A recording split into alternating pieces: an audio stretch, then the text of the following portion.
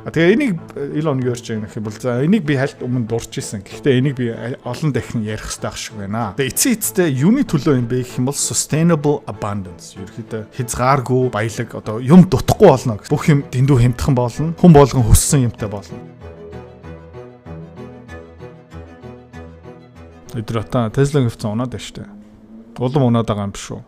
Өдрөтөө автоматагийн багц дотор байгаа Tesla-гийн хувьцаанаас болж надаас гадна зөндөө хүмүүс хохирол амсаад чи удахгүй баг гадагшаа зогтох хэвээр юм биш үү? За хамгийн сүүлийн комент үлдээсэн YouTube дээр нэг үлдээсэн л дээ. Гэхдээ тэр хүн баттай автомата дотор багцлуу хөрөнгөлт хийсэн юм байхгүй хаа. Зүгээр зарим хүмүүс зүгээр ингэ гоншихнах дуртай.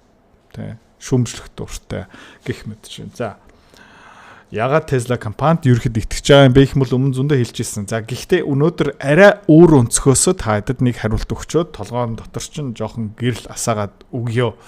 Ханаас эхлэх юм бэ гэх юм бол 1890-ад он Лондон буюу Нью-Йорк хотоос эхлэе. За та хэд энэ зургийг харж байна. Энэ зурган дээр юу харагдаж байна? Энэ Лондон хотын төвийн гудамж юугаар дүүрсэн байна? Шавар уу? Шалбак уу? Юу юм бэ гэх юм бол адууны баас.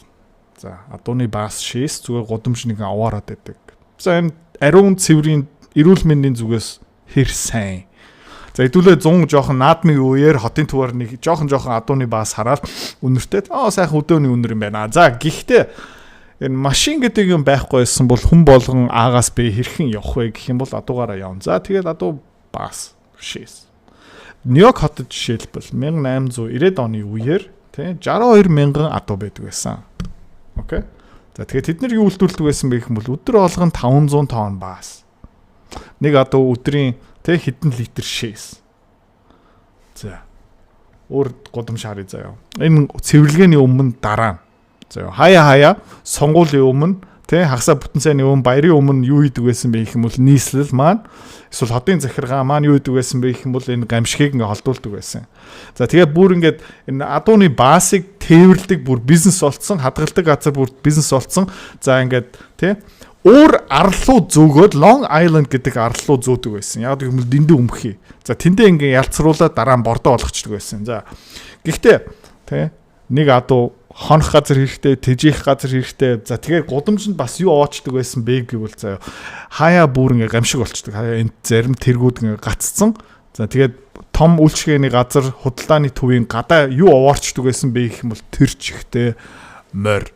За тэгээд хүмүүс Times of London гэсэн сони юу бичижсэн бэ гэх юм бол 1894 онд тий 50 жилийн дараа Лондон хотын бүх гудамж зүгээр энэ адууны баас шийсэн живнэ. Тэгээд энэ морь адуу бас хөнгөн биш. Тэ. За тэгээд энэ ийм хүнд ажил хийдэг. Тэ. Нэг морины насжилт. Одоо энэ хэвлэл мэдээллийг би та дамжуулж байгаа шүү. За 3-4 жил. Тэгэл өгчдөг. Хаяа хаана өгдөг байсан бэ гэх юм бол зүгээр ажиллаа хийж байхдаа зүгээр пап гэж унаал өгчдөг байсан. За энийг зөөхөд үнэтэй цаг зав гэх юм байхгүй. Дэндүү хүнд. Тэгээ бүр яадаг байсан бэ гэх юм бол энэ ингээл гудамж ингээ яалцраал. Тэ. За тэгээ ялцраа дуусны дараа арай хөнгөн болсны дараа зүгээр явчихдаг байсан. Энэ зурган дээр юу харагдж байна гэх юм бол хүүхдүүд зүгээр энэ цогцынхан хажууд тий тоглож байна. Ийм цаг үе байдаг байсан. Гэхдээ энэний тухай хэдүүлээ нэг сонсдгүй. За энэ баас шийснээсээ биднийг юу чөлөөлсөн бэ гэвэл машин. За машинаас бас юу үсэж байгаа юм бэ гэх юм бол утаа, бензин, колон гих мэт шин. За манай хот тий манай хотын талбайгийн бараг 50% юу юм бэ гэх юм бол машины зогсоол. Манай орон сууцны өртгөний бараг 20-30% юу юм бэ гэх юм бол зогсоол. За ногоон байгууламж яагаад байхгүй байгаа юм бэ гэх юм бол зогсоол. Тэ.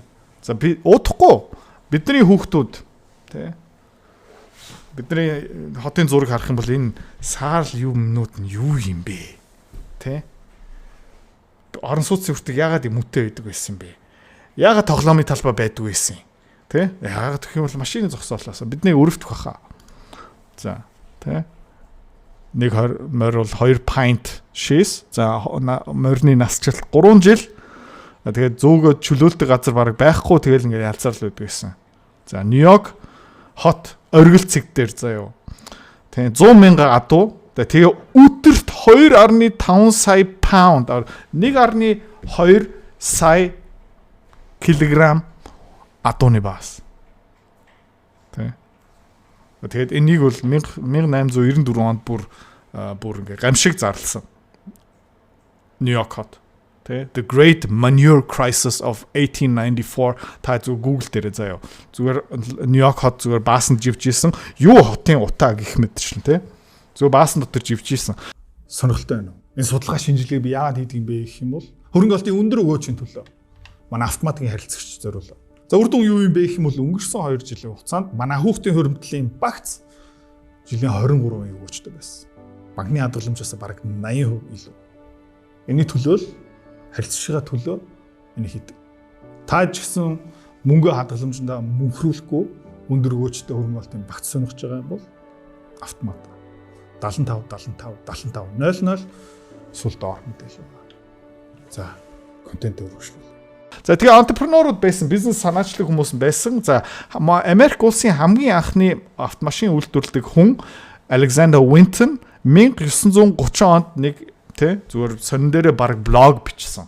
Тэ юуны тухай бичсэн бэ гэх юм бол би машин тэ зохиох гэж үзэхдээ анхныхаа машин барьж байхдаа эргэн тойрны хүмүүс нь юу гэж боддог байсан бэ? Юу гэж ярьдаг байсан бэ?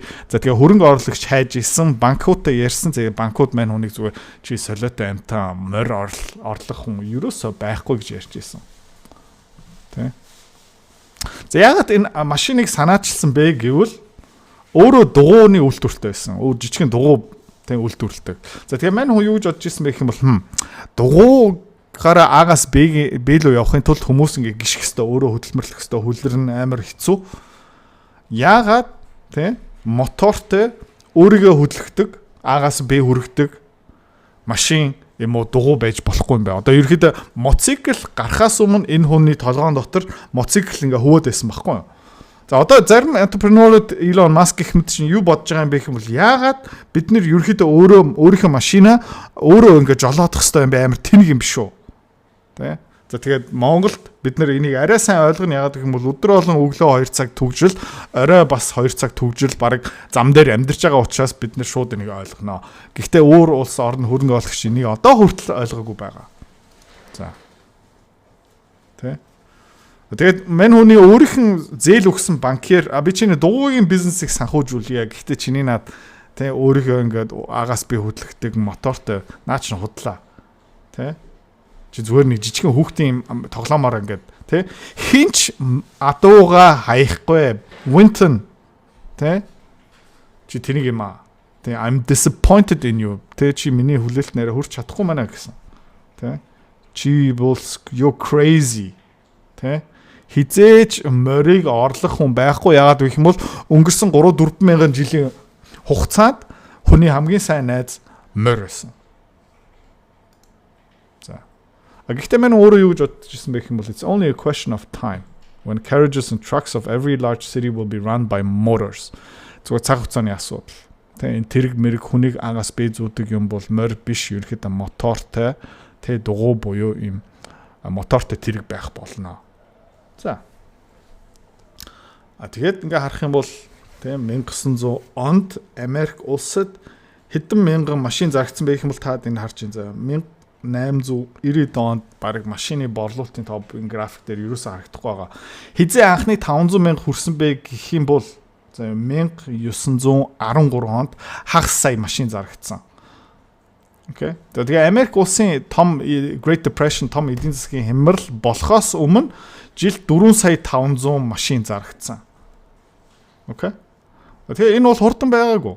Тэгээ тухайд нөө хангамжийн сүлжээ, мотор гих мэт шин сүл нөгөө нийлүүлэгч нар байхгүй, бензины колон гих мэт юусоо байхгүй. Гэхдээ одоо Tesla-гийн хийж байгаа юм жоохон өөр. Сүлжээ нь аль хэдийн би болцсон дид бүтсэн бас билэн. За Elon Musk юу ярьж байгаа юм бэ гэх юм бол за энэ жилдээ бид нэр 5,000 робот зарна, дараа жилдээ 50,000 робот зарна, за 2027 онд 500,000 робот зарна, 2028 онд 5 сая робот. Тэгээ хүмүүс юу гэж ярих юм наа чинь худлаа. Тэ наа чинь худлаа.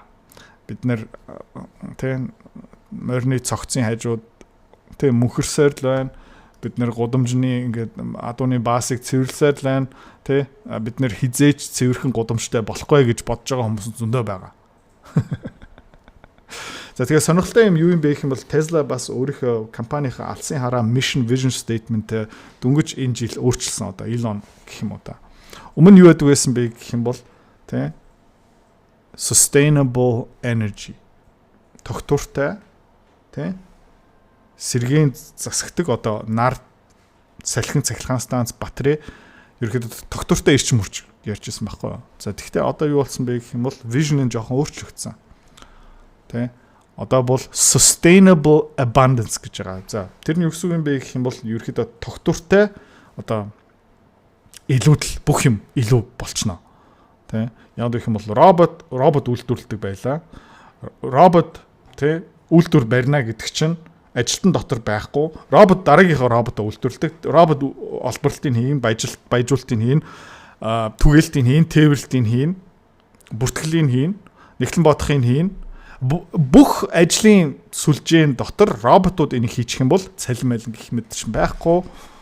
Тэ? Робот дараагийн робот хийж байгаа юм чинь элэгдлэн буурна гэх мэт чинь бүх юм амар хямдхан болно. За.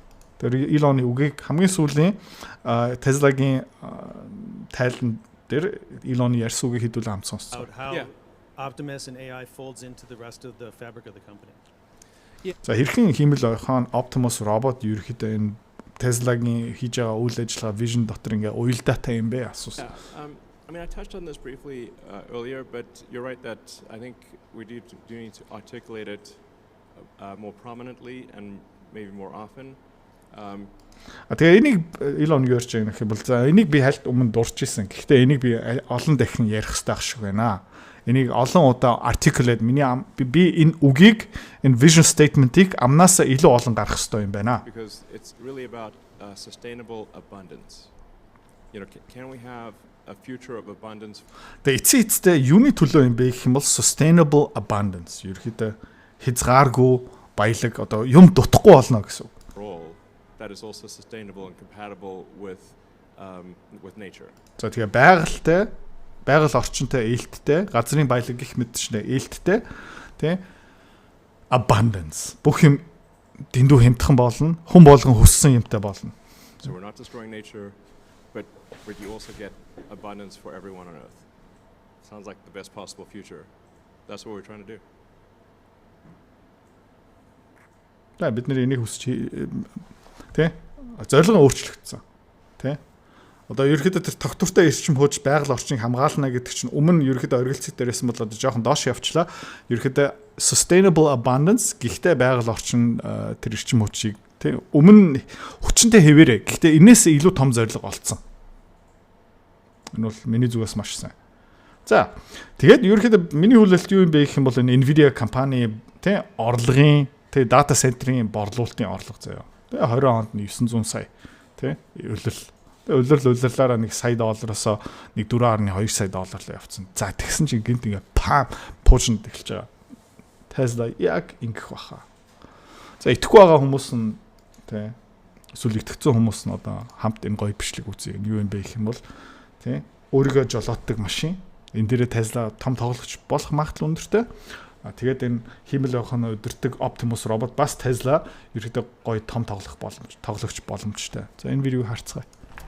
I wake, I clean, I live.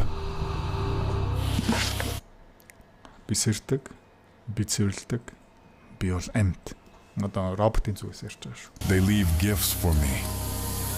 So надад бэлэг үлдээдэг. They feed me like a king.